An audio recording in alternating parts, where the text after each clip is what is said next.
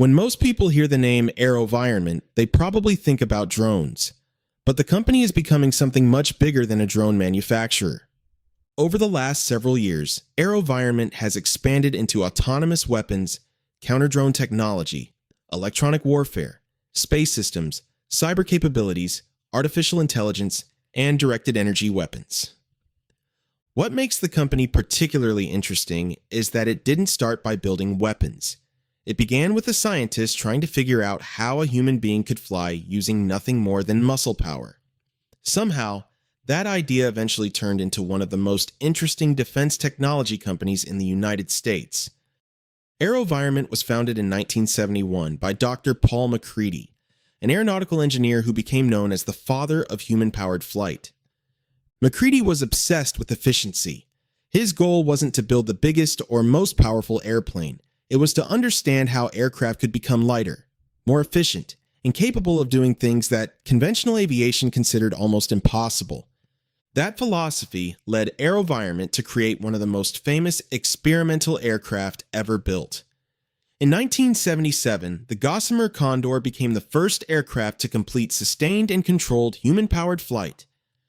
2 years later, the company went even further with the Gossamer Albatross, which crossed the English Channel using only human power.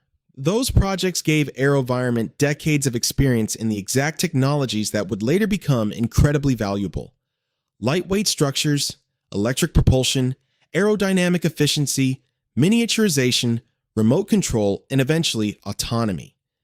In the mid-1980s, AeroVironment quietly began working on something the military actually needed: small, hand-launched, unmanned aircraft.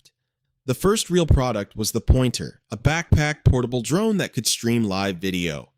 It was primitive by today's standards, but it marked the beginning of the modern tactical drone era. For decades, military reconnaissance depended heavily on large aircraft, helicopters, or satellites. Those systems are extremely capable, but they are also expensive, difficult to deploy, and often unavailable to the individual soldier who needs to know what is happening on the other side of a hill right now. Small, unmanned aircraft changed that. Instead of requesting support from a large reconnaissance platform, soldiers could carry a drone themselves, launch it directly from the battlefield, and receive surveillance almost immediately. AeroVironment became one of the pioneers of this category. The company developed systems such as the Raven, the Wasp, and the Puma. These platforms helped establish AeroVironment as one of the most important suppliers of small tactical unmanned aircraft to the U.S. military and its allies. This created an important business advantage.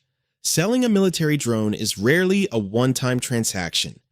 Once a military adopts a platform, it needs additional aircraft, replacement units, batteries, sensors, payloads, controllers, training, maintenance, and software updates. More importantly, soldiers become trained around that platform. Military procedures are designed around it. Logistics systems are built around it. Switching to a competing system becomes expensive and disruptive. That installed base became one of AeroVironment's strongest competitive advantages. But reconnaissance was only the beginning. In the early 2000s, AeroVironment took the same philosophy and created Switchblade, a tube-launched, man-portable, loitering munition. In simple terms, imagine combining some of the capabilities of a drone with some of the capabilities of a missile. A conventional missile is normally launched toward a target and follows its path.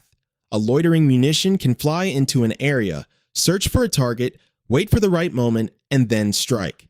That is why these systems are sometimes called kamikaze drones or suicide drones. AeroVironment currently has two major Switchblade variants. The Switchblade 300 is relatively small and portable, designed for shorter-range precision missions. The Switchblade 600 is much larger and built to attack higher-value and armored targets. This is strategically important because it gives soldiers something that previously required much larger weapons. A relatively small ground unit can now have both its own reconnaissance capability and its own precision strike capability without depending entirely on aircraft, artillery, or large missile systems. In other words, Raven and Puma give soldiers the eyes, while Switchblade gives them the punch. That combination is one of the biggest reasons AeroVironment became so strategically important. And then came Ukraine. The war in Ukraine dramatically changed the way governments think about drones. Drones were already important before 2022, but Ukraine demonstrated something on an enormous scale. You don't always need a weapon costing millions of dollars to destroy an expensive military target. Relatively inexpensive unmanned systems can perform reconnaissance, identify targets, guide artillery, and, in some cases, attack directly. And because they are unmanned, militaries can tolerate losing large numbers of them. That creates a completely different procurement model. Traditional military platforms are often designed to be extraordinarily sophisticated and extraordinarily expensive. A fighter aircraft may operate for decades. A drone operating near the front line could potentially survive for only days, hours, or even minutes. But that can still make economic sense if the drone is inexpensive enough and accomplishes the mission. This is where the concept of attritable warfare becomes important. Instead of buying a tiny number of extremely expensive platforms that must survive almost everything, militaries can deploy large quantities of lower-cost autonomous systems that they expect to lose and replace. That is a major structural tailwind for AeroVironment. Switchblade systems have been supplied to Ukraine, while Puma and other unmanned systems have also gained additional battlefield relevance. The effect extends far beyond Ukraine. NATO governments are rebuilding inventories. European defense spending has increased, and Indo-Pacific countries are preparing for potential conflicts where drones, autonomous systems, and distributed weapons could become essential. This conflict accelerated a broader change in military doctrine, and management realized that being excellent at small drones wasn't enough, because the battlefield was becoming increasingly connected. In 2021, AeroVironment acquired Arcturus UAV and added the Jump 20, a larger vertical takeoff system that sits between the tiny Raven and big strategic drones. The company also acquired Telerob, a German robotics firm specializing in unmanned ground vehicles and bomb disposal systems. For the first time, AeroVironment wasn't only operating in the air, it now had robotic systems operating on the ground as well. Then in 2023, AeroVironment paid approximately $120 to $135 million for Tomahawk Robotics. Tomahawk developed a software platform called Kinesis, designed to provide a common interface for controlling multiple robotic platforms and sharing information between them. That might sound less exciting than a missile, but strategically it is important. The company that controls the interface between the soldier and autonomous systems could eventually become more valuable than the company that simply manufactures one drone. In November 2024, AeroVironment announced the biggest acquisition in its history. The company agreed to acquire Blue Halo in an all-stock transaction valued at approximately $4.1 billion. This was not simply AeroVironment buying another drone company. Blue Halo brought an entirely new collection of technologies: counter-UAS systems, directed energy, electronic warfare, cyber capabilities, space systems, and additional autonomous technologies. Before Blue Halo, AeroVironment was a strong tactical drone and loitering munitions company. After the acquisition, it can now participate on both sides of drone warfare. It can provide a drone for surveillance, a Switchblade for precision strike, and systems designed to detect and defeat an enemy drone. Blue Halo developed a laser weapon known as Locust. Instead of firing a conventional missile, a directed energy weapon uses concentrated energy to disable or destroy the target. That could be extremely valuable against drone swarms. Destroying dozens or hundreds of inexpensive drones with premium missiles is not a sustainable solution. A laser can potentially change the economics of defense. Blue Halo also moved AeroVironment into space, bringing phased array systems, laser communications, and other capabilities designed for increasingly contested environments. It also added electronic warfare and cyber capabilities. Following the acquisition, AeroVironment reorganized its business into two major operating segments: autonomous systems and space, cyber and directed energy. In the fourth quarter of fiscal 2026, autonomous systems generated approximately $492 million in revenue, while space, cyber, and directed energy generated approximately $149 million. This is a completely different company from the AeroVironment of just a few years ago.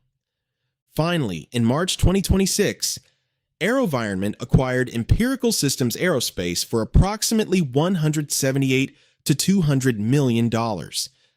ESA Aero specializes in advanced aerospace engineering, rapid prototyping, electric propulsion, and manufacturing. This deal may not receive the same attention as Blue Halo, but strategically, it makes sense.